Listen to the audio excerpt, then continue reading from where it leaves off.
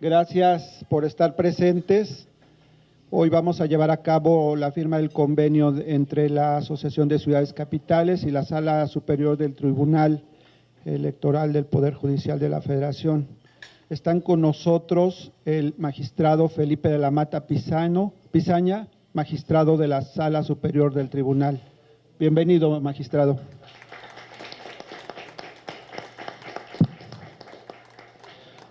Está también con nosotros el presidente municipal de Mérida, Renán Barrera Concha, y presidente de la Asociación de Ciudades Capitales. Bienvenido.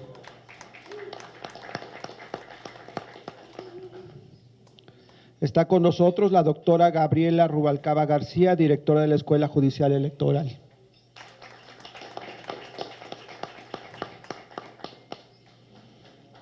Se encuentra con nosotros la presidenta municipal de Colima, Margarita Moreno González. Bienvenida. Está con nosotros el presidente municipal de Durango, Antonio Ochoa.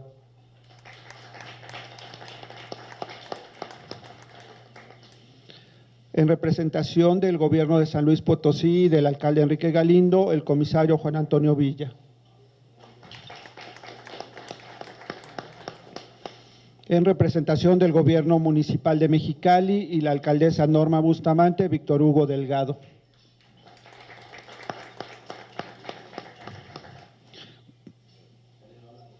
Por el gobierno municipal de Puebla y representación del licenciado Eduardo Rivera, la comisario Consuelo Cruz Galindo.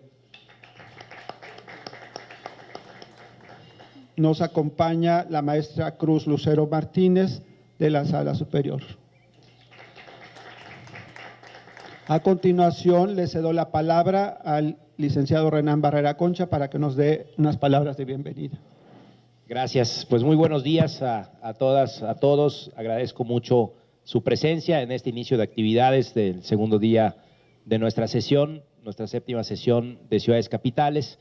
Agradecerle mucho al magistrado Felipe de la Mata, muchísimas gracias por acompañarnos, a todo el equipo del Tribunal del Poder Judicial de la Federación. Y también, desde luego, a mis compañeras y compañeros alcaldes y alcaldesas, representantes de municipios, pues estamos haciendo este ejercicio de, primero que nada, organizarnos entre las ciudades capitales. Lo que hemos logrado en un año de funcionamiento es poder agrupar a todas aquellas presidentas y presidentes municipales que, independientemente del partido político o independientemente de su filiación ideológica, estamos trabajando en tener mejores ciudades. Compartimos desafíos, compartimos retos muy similares. Cuando hablamos de ciudades capitales, hablamos de lo importante que significa poder hacer un trabajo eficaz en materia de servicios públicos, en materia también de poder lograr tener pues todos los programas que sabemos que han sido exitosos en alguna otra parte de nuestro país, y poder compartir esas experiencias exitosas que nos den una mayor solidez como presidentes y como presidentas municipales, haciendo o buscando hacer cada vez un mejor trabajo. Y el día de hoy, pues vamos a firmar este convenio. Yo le agradezco mucho al Tribunal Electoral del Poder Judicial de la Federación el hecho de que podamos también compartir y que podamos capacitar y podamos tener un mayor nivel de conocimiento y de interacción con uno de los principales pues tribunales resolutivos en materia electoral que tenemos en nuestro país. Así que la Asociación de Ciudades Capitales y el tribunal, a partir de hoy, estaremos trabajando de la mano para poder tener mayores herramientas que nos permitan hacer mejor nuestro trabajo como funcionarios públicos, cuidar la legalidad y desde luego también esa frontera muy importante entre nuestra responsabilidad y los ámbitos electorales que a veces en muchas ocasiones pueden tener algún tipo de complejidad en un proceso. Así que muchísimas gracias por esta disposición, señor magistrado, y bienvenido a la asociación. Gracias por sus palabras, presidente. A continuación le damos la palabra al magistrado Felipe de la Mata Pizaña para su conferencia. Bienvenido, magistrado. Muchas gracias. Muchas gracias. Estoy muy contento de estar aquí en Guanajuato con la Asociación de Ciudades Capitales, particularmente con su presidente, don Hernán Barrera, y por supuesto con los alcaldes presentes, los señores representantes y sus colaboradores que están aquí presentes. A ver, voy a platicarles un poco en torno a una idea general que me gustaría debatir, que es, resulta evidente que el Tribunal Electoral es un tribunal contramayoritario. ¿Qué significa eso? Es importante identificar que un tribunal tiene una función contramayoritaria, en tanto que también esto no solo legitima su actuar, sino que también puede ser un tema en torno a cómo se debe integrar el tribunal. Ahorita vamos a platicar es decir, el procedimiento. A ver, voy a tratar 4 puntos. 1, los aspectos, digamos, metodológicos, una introducción rápida al tema. Después, ¿qué es esto de un poder contramayoritario? Y después voy a mencionar muchos casos que han hecho enojar, digamos así, a los poderes públicos en general, y no me refiero solamente a un partido. Bueno, a ver, aquí justo notamos que existe una evidencia clara en las últimas semanas en torno a, digamos, a una reforma que se presentó en el Congreso de la Unión para reformar al tribunal. Y justamente una de las cuestiones que trataban de hacer era hacer más chico al tribunal, acotar sus funciones y sus facultades, que no pudiera hacer su trabajo, es decir, que ya no hiciera interpretación constitucional. ¿Por qué? Esa es la pregunta, ¿no? El argumento que se puso sobre la mesa muchas veces era: el tribunal está invadiendo el ámbito de competencias del Poder Legislativo. Eso, aquí entre nos, no es del todo cierto, pero voy a lo siguiente. Bueno, a ver, primero, tenemos que partir del principio que un tribunal siempre es incómodo. Un tribunal es incómodo para los que tienen poder, pues lo que tiene que hacer el tribunal es hacer cumplir la Constitución. Entonces, ¿cómo no va a ser un incómodo un tribunal cuando tiene que hacer cumplir la Constitución? Y la Constitución, justo su función fundamental es limitar el poder. ¿El poder de quién? De los poderosos. Entonces, claro que los poderosos se enojan que alguien les haga hacer cumplir la Constitución. Y entonces tenemos aquí un dato interesante. De 2019 a diciembre de 2022, la Dirección de Comunicación Social del Tribunal estableció que, por ejemplo, había 110 opiniones negativas en las llamadas conferencias mañaneras en torno al tribunal. Es decir, la actividad del tribunal ha enojado, por lo menos de alguna manera, por decirlo, al presidente de la República. Pero no nada más al presidente de la República. También los gobernadoras y gobernadores de la Cuarta Transformación, por ejemplo, han sacado varios desplegados en torno a sentencias o proyectos de sentencias del tribunal. Aquí hay una lista en torno a las sentencias. Bueno, pero resulta que no nada más los de Morena. Miren, aquí tenemos varias frases de varios panistas que han hablado mal del tribunal. Aquí están, textuales. También tenemos aquí frases de priistas que han hablado mal del tribunal en su momento. También frases de Movimiento Ciudadano que han hablado mal del tribunal. Y también del PT. Es decir, tenemos, por cierto, faltó del Verde, pero seguro también ha de haber. Es decir, le caemos mal a todo el mundo, porque tenemos que hacer nuestro trabajo. Y entonces la pregunta es, ¿por qué estas frases de enojo, de acuerdo? Estas frases que incluso pueden resultar golpeadoras, ofensivas, destructivas, ¿de acuerdo? Se repiten y se repiten a lo largo de los años. A ver, bueno. Esto, como les decía, ha sido más evidente con una iniciativa presentada por casi todos los partidos. Es decir, Morena, PAN, PRI, Verde, PT y PRD presentaron una iniciativa para modificar las facultades del tribunal. ¿Y en qué consistía la iniciativa? Era una iniciativa constitucional, A ver, ¿de qué se trataba? 1, restringir las facultades de interpretación constitucional del tribunal. Sí, decía que la interpretación del tribunal en torno a la Constitución tenía que ser literal. Literal, les molesta que haya otros tipos de interpretación. Se decía también que el tribunal ya no se podría meter en los asuntos internos de los partidos, salvo que estuvieran autorizados por las normas de los propios partidos. Todavía más, se determinaba que era facultad exclusiva del Congreso de la Unión establecer acciones afirmativas, es decir, solo habría acciones afirmativas en ley. Por cierto, hoy día en ley federal no hay ninguna acción afirmativa. Y finalmente, un tema que la verdad, lo único de esa iniciativa que me parecía rescatable en buena medida era disponer que los actos parlamentarios sean conocidos por la Suprema Corte de Justicia de la Nación. Bueno, entonces, es decir, unimos a todos los partidos, a casi todos los partidos, para tratar de limitar las facultades del tribunal. Y tenemos un gobierno, o muchos gobiernos, que no están a gusto tampoco con el tribunal. Bueno, ¿por qué se enojan? Bueno, la primera es, aquí pierden y gana todo el mundo. Aquí hay datos estadísticos desde 1996 y hasta 2023.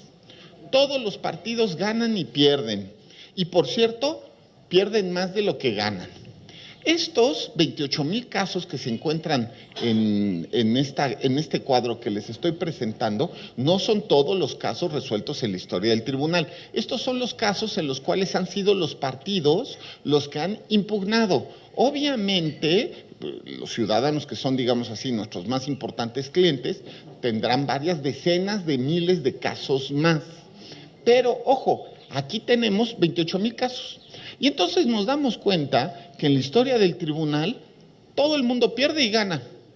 Y más o menos pierden y ganan lo mismo. Es decir, andan ganando por ahí entre el 25 y el 30% todos los partidos. A unos les va más, llegan al 30, a otros bajan al 25, pero andamos entre el 25 y 30%. Es decir, pierden el 75% de los casos, entre el 75 y el 70, ¿de acuerdo? Estamos hablando entonces que es un tribunal pues, que le da la razón a los que la tienen y a los que no, pero sus justiciables son las personas más poderosas del país. Entonces, cuando pierden, se enojan y gritan y atacan. Ahora, cabe decir también, bueno, esto también, que esto evidencia que, bueno, hay una segunda cuestión. Me parece que el tribunal desde que se fundó, pero en los últimos años más, ha tratado de hacer cumplir su función de órgano de control de constitucionalidad y por lo tanto de protección de los derechos humanos. Y eso a los partidos no necesariamente les va a gustar. Es más, casi nunca. Empoderar a la ciudadanía. ¿Cuándo se ha visto? Si lo importante es que la democracia manden los partidos, ¿no? Bueno, a ver, en los últimos años, el tribunal ha tratado de hacer valer los derechos humanos consagrados en la propia Constitución. Entendiendo por Constitución no solamente el libro que se llama Constitución Política de los Estados Unidos Mexicanos, sino la serie de principios que dotan al sistema de jerarquía, ¿de acuerdo? Y esos principios pueden estar en ese libro o en los tratados internacionales, en otras fuentes más, pero también en esos.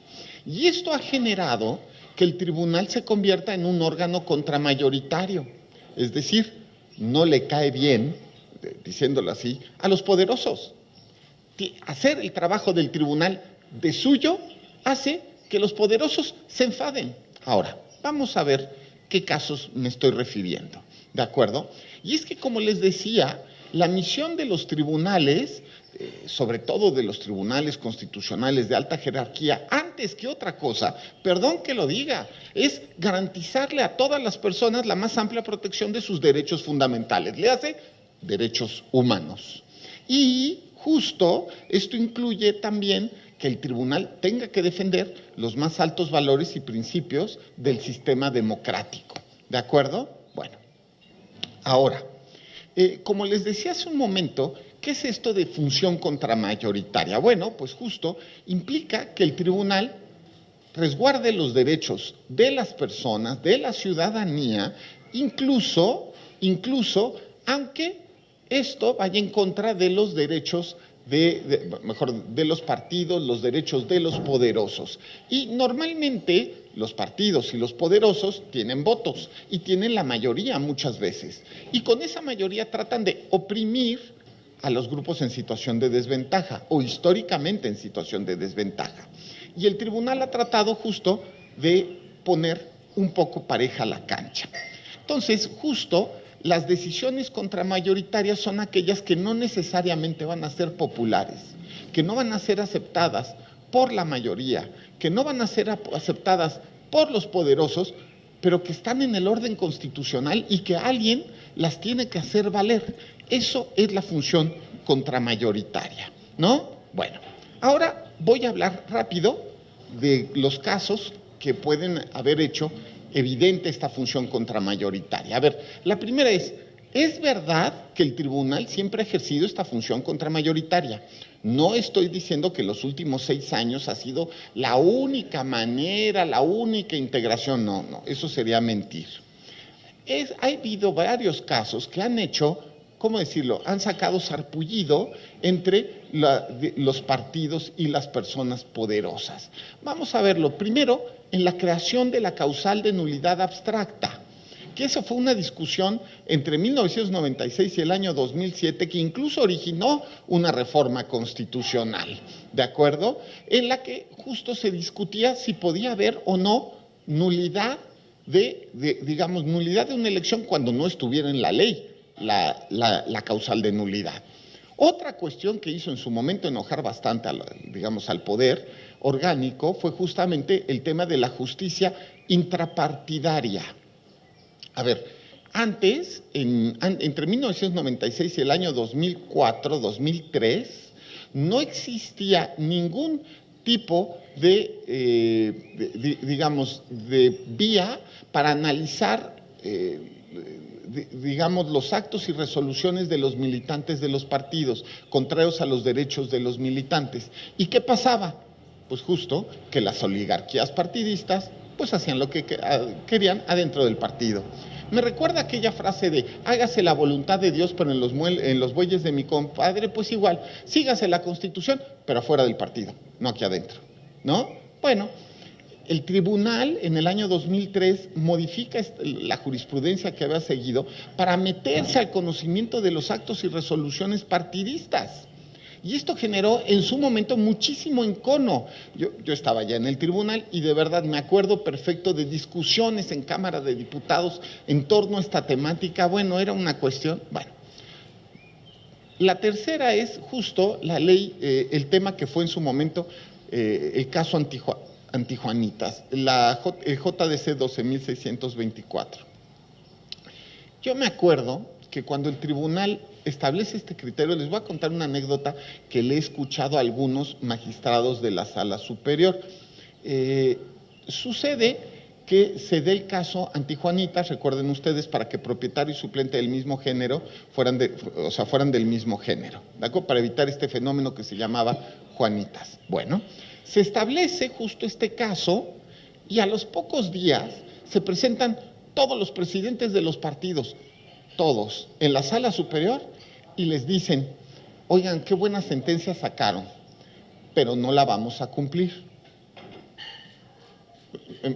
Me imagino la cara de los magistrados. Oiga, ¿y por qué? ¿No? Y dijeron, no hay mujeres. Sí, no había mujeres. Eso fue lo que dijeron.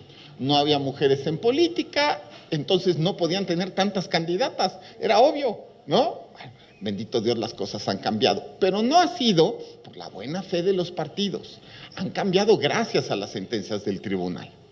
Bueno, ahora voy a pedirle a mi compañera secretaria de Estudio y Cuenta, Lucero, que me haga el favor de explicar todos los temas, algunas de las sentencias de paridad, para que vean ustedes cómo el tribunal, las sentencias del tribunal, ha ponderado los derechos de este grupo en situación de desventaja, que no es minoritario, es evidente, al contrario, es mayoritario, pero que históricamente ha estado segregado del ejercicio del poder, y cómo esto ha generado encono con los partidos. Hola, buen día, pues muchas gracias, es un honor, un placer estar aquí con todas ustedes, con todos ustedes. Efectivamente, como lo comenta el magistrado de la Mata, la Sala Superior y en general el Tribunal Electoral hace poco más de una década ha juzgado con perspectiva de género. Así tiene una línea jurisprudencial amplia y progresiva y que por supuesto también ha hecho enojar a muchos. Ejemplo de ello son diversos criterios, entre ellos que las mujeres deben encabezar las listas de representación proporcional. Ese criterio surgió en la reconsideración 83 de 2018. Posteriormente, evoluciona este criterio para llegar al tema de que las fórmulas pueden estar encabezadas por hombres, las fórmulas encabezadas por hombres pueden estar, las suplentes puede ser una mujer. Ojo, aquí tenemos exactamente, las que están encabezadas por mujeres, sí o sí, también la suplente debe ser una mujer. La paridad en gubernaturas. También la reforma en materia de paridad en todo ha llevado a una evolución importante en los criterios que se emiten en el Tribunal Electoral. En materia de paridad, la paridad en todo en la Cámara de Diputaciones 250 que se logró en 2021. También la paridad en los congresos locales y ayuntamientos, esto bajo la perspectiva de que las integraciones impares se puede aplicar el principio de alternancia de género y aquellos partidos políticos que tengan postulaciones de minoría, o sea, con menos mujeres, a ellos es a quienes se les aplicaría como algún ajuste de ser necesario. También viene el tema de la paridad en la comisión permanente. Este criterio es muy interesante también y muy relevante en mi opinión, porque se presentó la controversia respecto a que la comisión permanente, por cuanto hace al tema de las diputaciones, únicamente habían 4 mujeres y 10 hombres. Derivado de esa impugnación, se determinó que la comisión permanente también debía ser paritaria. La siguiente comisión permanente, por cuanto hace al tema de las diputaciones, en su mayoría fueron mujeres. Entonces, aquí es un criterio también importante porque pues es un órgano que también es un criterio que también generó muchísimo ruido, como que el tribunal se va a meter en actos parlamentarios, en la integración de la comisión permanente, pero a final de cuentas cumplieron con este criterio de aplicar la paridad en la comisión permanente. También en la paridad en la integración del INE, y ojo, también esta gran sentencia que recientemente salió en el sentido de que la presidencia del Instituto Nacional Electoral tendría que estar a cargo de una mujer, que también generó ruido y que también por ahí se decía que no se iba a cumplir, pero bueno, ya es una sentencia cumplida y que además ya está funcionando. En materia de violencia política en razón de género contra las mujeres, también el Tribunal Electoral ha emitido resoluciones importantes. Un criterio importante es el determinar la pérdida del modo honesto de vivir, que recientemente, pues bueno, la Corte determinó que esto no era un tema que podía aplicarse. No obstante, esto de alguna manera está implícito en la iniciativa 3 de 3. De alguna manera sí se considera que aquellos violentadores de mujeres pueden tener alguna repercusión siempre que busquen una candidatura o participar para un cargo de elección popular. El registro de personas sancionadas en materia de violencia política en razón de género es un claro ejemplo de que el tribunal no solamente se preocupa de los actores políticos, sino también de la ciudadanía, porque este mecanismo permite que la ciudadanía tenga conocimiento de aquellas personas que en su momento fueron infractoras de cometer violencia política de género, y ojo, la ciudadanía debe de estar informada y también debe tomar determinaciones con base en esto. Es importante que tengan conocimiento de que hay personas que han cometido violencia política en razón de género y ya está en su decisión si votan o no. O sea, acá en mi opinión no nada más es el tema de cometió violencia, entonces te limito a que participes. Pueden participar, pero con una ciudadanía informada, pues yo dudo mucho que la mayoría pueda optar por esa opción. Las denuncias en materia de violencia política en razón de género gozan de presunción de veracidad. Aquí aplica el criterio respecto de la inversión, la inversión de la carga probatoria. Esto es, que la persona denunciada tiene la carga de probar que aquello por lo que se le está denunciando no es verdad, ¿no? En su caso. El sexo de quien comete violencia política es irrelevante. Este es un tema que también pareciera que es muy claro, pero no obstante así se cuestionó, se presentó un asunto y surgieron dudas respecto de si una mujer podría ejercer en contra de otra mujer violencia política en razón de género. La Sala Superior determinó que sí, el género de quien comete violencia política en razón de género no importa. Esto se da, desafortunadamente, de cualquier género. También se dio el caso de anular la elección por acreditar actos de violencia política en razón de género. Esto fue en 2021, en la reconsideración 1861.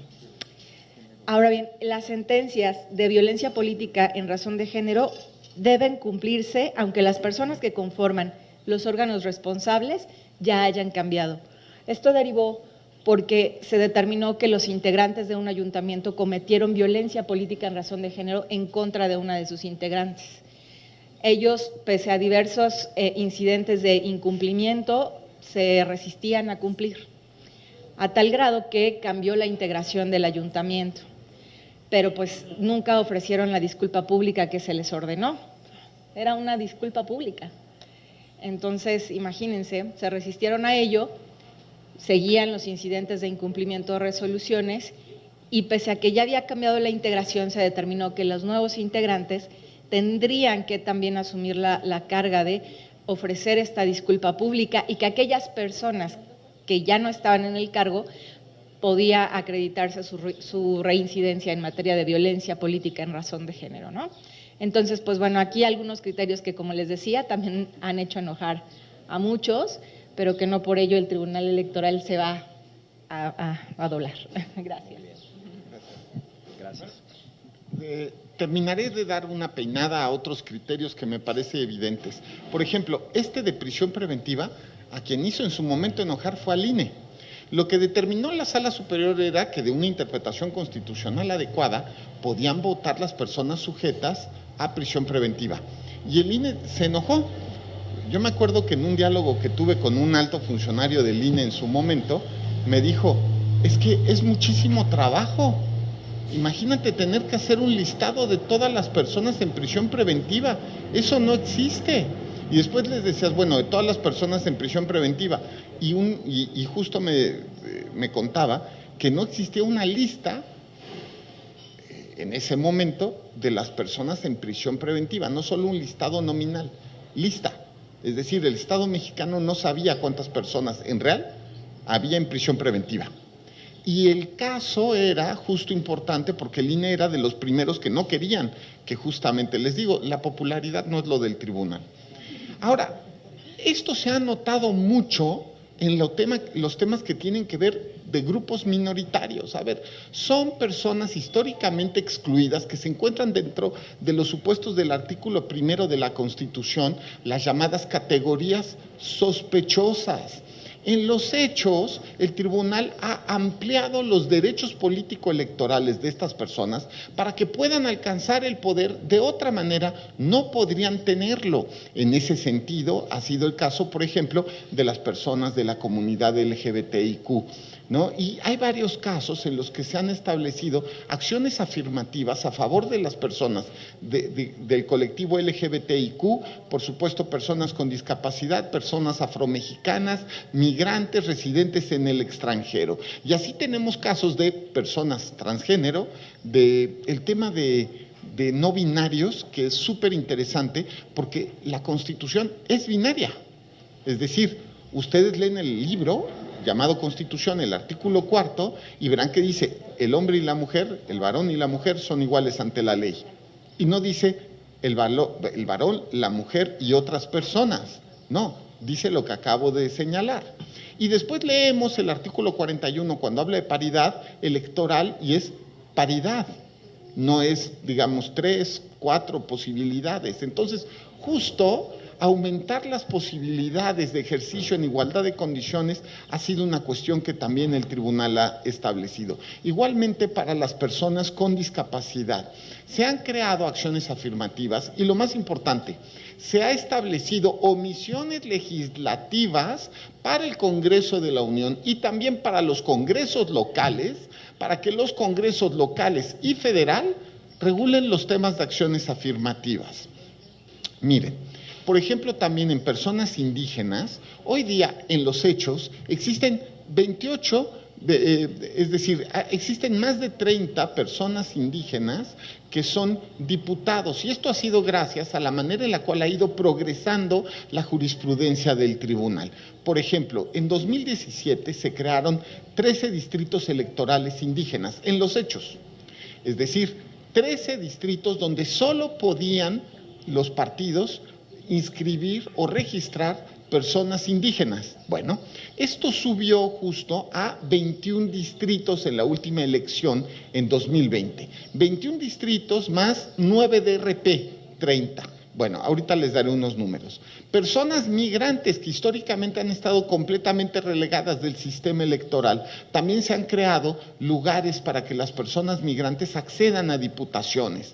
Y esto también respecto de las personas afromexicanas. Bueno, ahora, una de las cosas que más ha hecho enojar a los detentadores del poder ha sido el tema del control de actos parlamentarios. Miren, yo les voy a decir la verdad.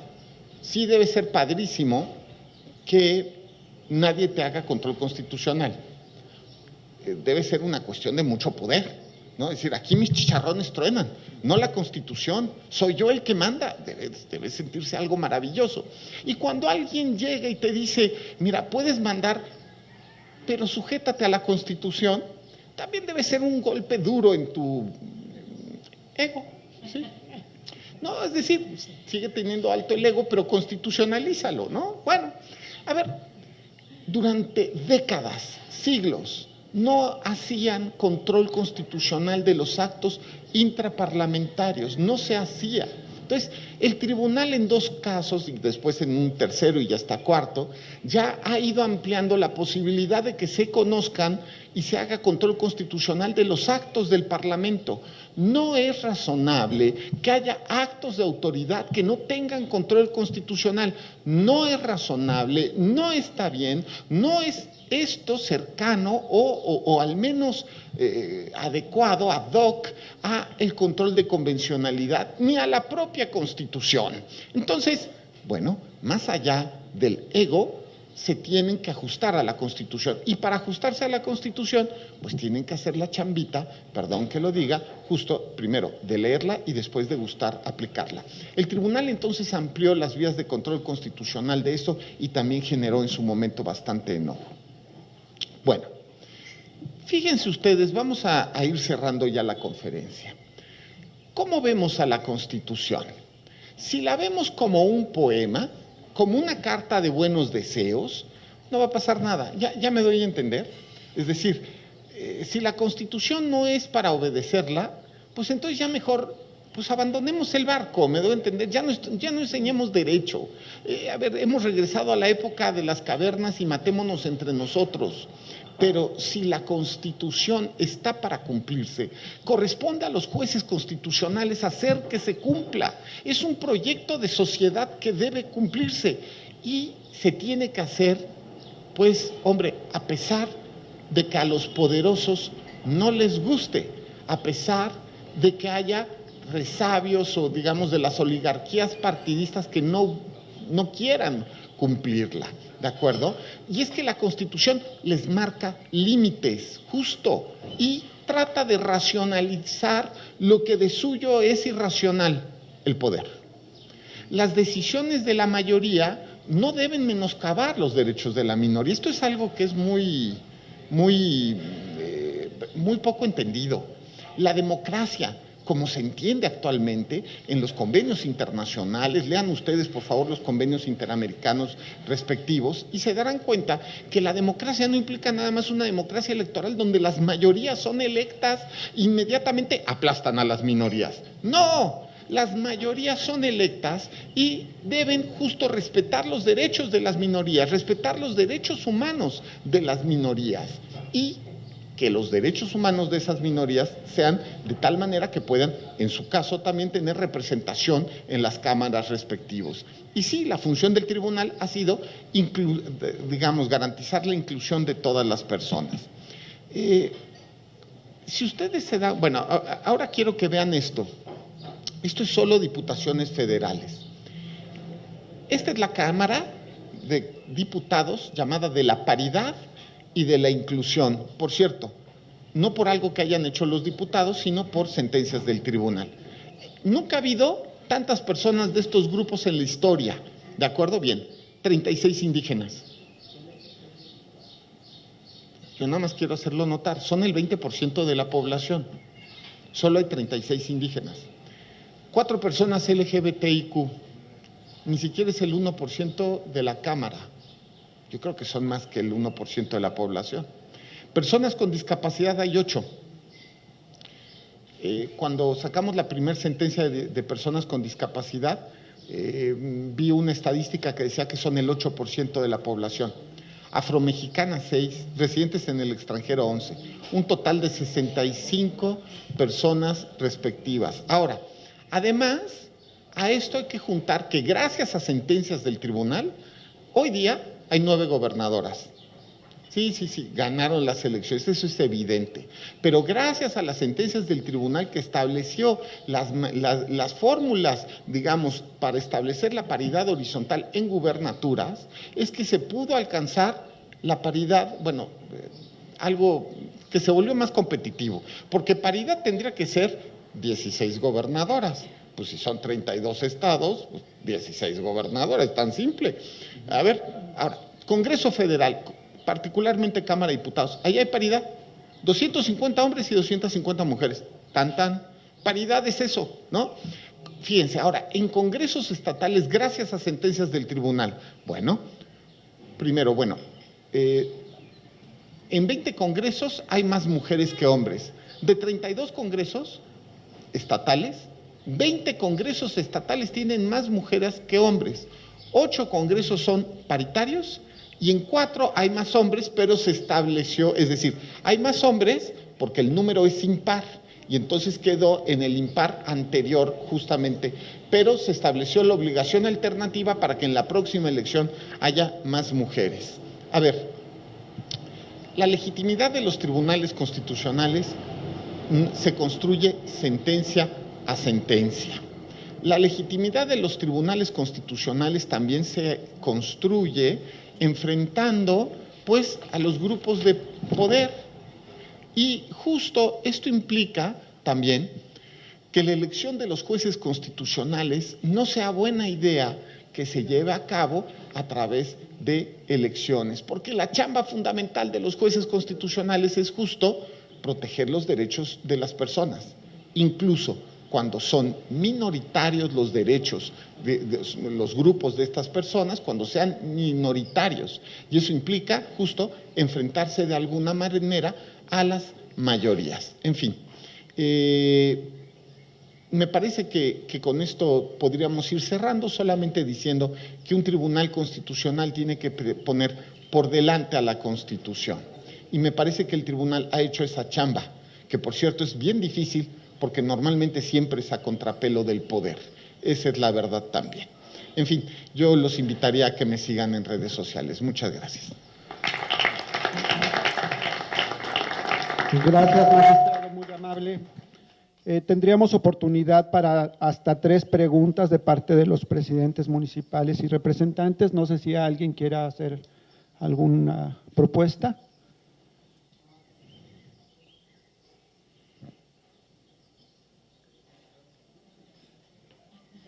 Yo agradecerle mucho al magistrado porque ha sido extraordinaria la presentación y sobre todo ver la evolución cuando hablamos de algunos temas que hace 10 años eran impensables, hoy son una realidad. Y sin duda el trabajo del juzgador es determinar la razón, ¿no? La razón a una de las partes, y eso siempre será un tema controvertible, polémico, pero para eso tenemos normas, para eso tenemos leyes y para eso tenemos también pues esta forma de poder darle garantías a los poderes de que no haya abusos sobre otros grupos, ¿no? Y nos pasa, creo yo, un poco a escala, evidentemente no como juzgadores, pero como alcaldes y como alcaldesas también en muchas de las decisiones que tenemos que tomar desde gobierno. Yo siempre he dicho que nuestras direcciones de desarrollo urbano son casi como tribunales, ¿no? Porque siempre hay que dar o negar permisos en cuanto a una serie de requisitos y eso siempre genera también todo tipo de controversias. Así que agradecerle mucho, magistrado, agradecerle también a todo el equipo del Tribunal Electoral del Poder Judicial de la Federación, esta disposición, esta forma también muy clara de entender que no es un trabajo sencillo, pero que lo necesitamos en este país y que es una institución que necesitamos que sea sólida, independiente y autónoma. Muchas gracias. Gracias por sus comentarios, presidente. Y a continuación procedemos a la celebración del convenio entre el presidente Renan Barrera y el magistrado. Adelante, por favor.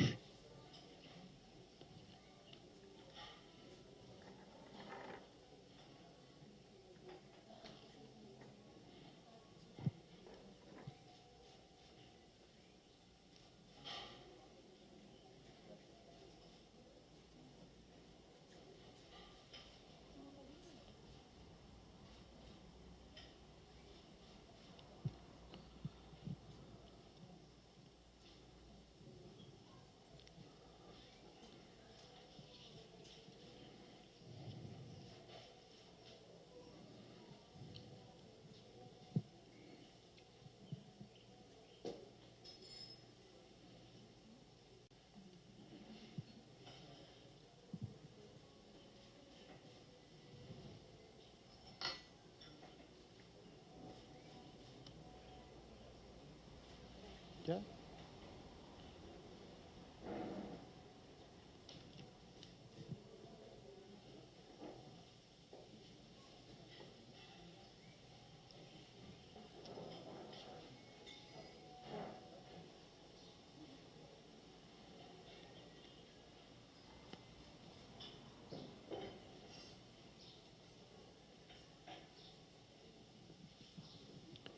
Les agradecemos que pongan de pie para una foto, la foto oficial, por favor.